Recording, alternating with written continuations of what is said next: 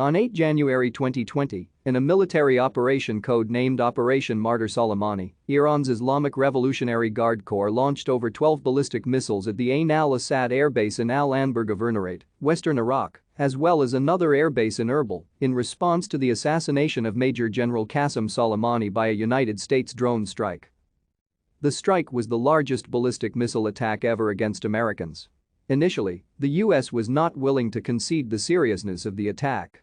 While it initially assessed that none of its service members were injured or killed, the U.S. Department of Defense ultimately said that 110 service members had been diagnosed and treated for traumatic brain injuries from the attack. Some of them were later awarded the Purple Heart. Iran reportedly informed the Iraqi government of an imminent attack shortly beforehand. Some analysts suggested the strike was deliberately designed to avoid causing any fatalities in order to dissuade an armed American response. Thank you for watching. Like and subscribe if you would like to view more of our videos.